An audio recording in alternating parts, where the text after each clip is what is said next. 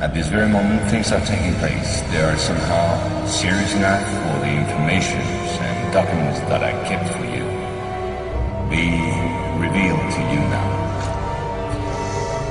In a word, a manipulative operation unparalleled to this day on a planetary scale is being implemented and will be the final subject of my talk.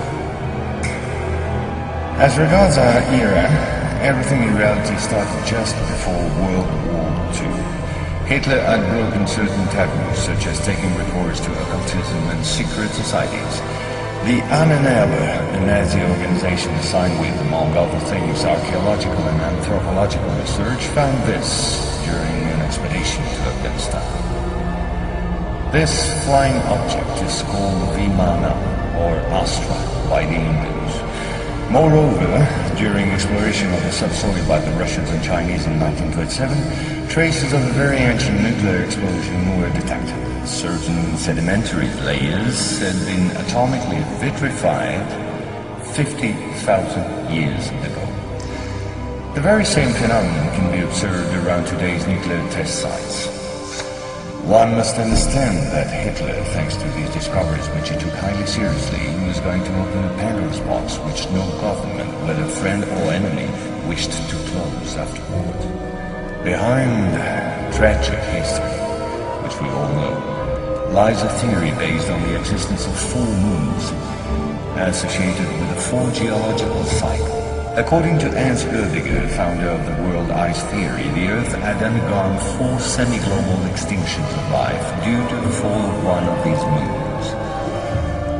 Effectively, as one goes along, the satellite moved closer, gravity changed and triggered some deep mutation of the genetic standard, thereby creating a race of highly intelligent giants measuring approximately between 10 to 13 feet tall.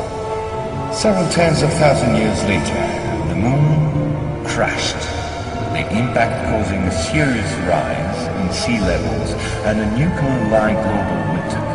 This race of giants was to disappear due to terrestrial gravity which had grown too powerful and incapacitating for their unusual size. Hitler was initiated to these doctrines, and contacts with Tibet in particular were frequent. The Nazis sought contact with the survivors of ancient civilizations, holders of ancient technologies like the previously described Vimanas.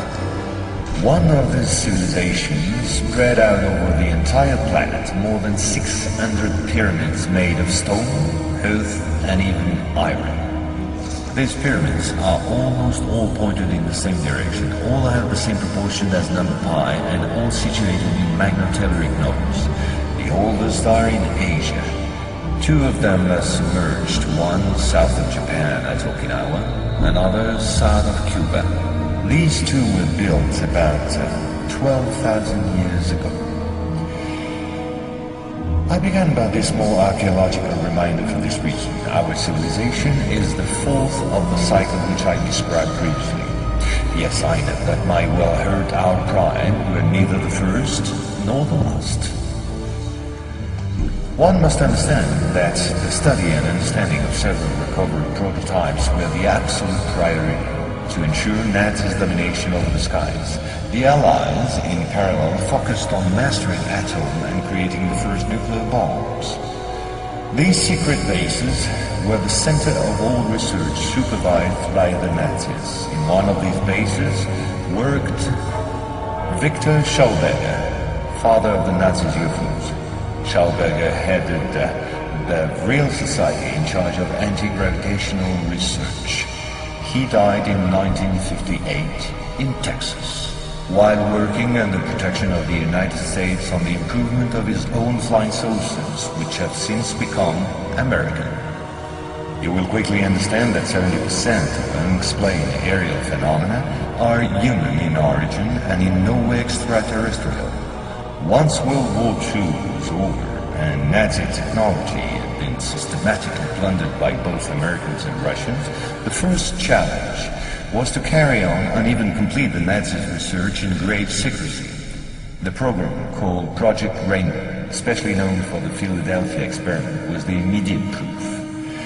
Mathematician von Neumann who collaborated with Albert Einstein and Nikola Tesla on behalf of the Navy, succeeded in accidentally teleporting a Cannon-class destroyer escort, the USS Eldridge. These photos, supplied by Morris K. Jessup before his suspicious death, are rare testimonies for this unique experiment.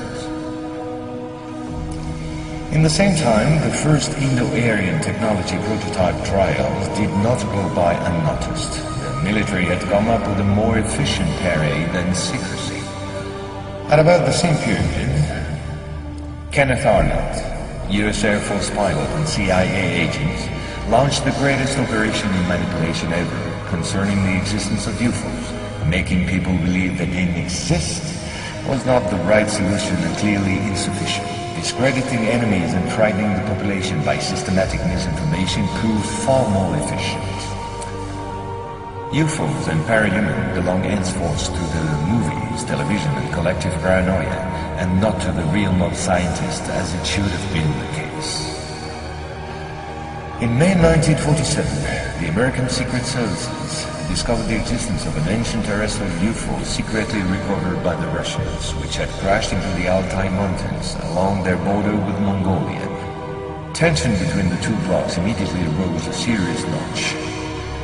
The discovery was spectacular, and so not to lose face, the Pentagon, in tandem with the CIA, decided to tell lies and imagine a huge bluff, to convince both the Russians and the world at large that they too recovered a UFO in Roswell in July 1947. Of course, it wasn't true, but the bluff worked all the same.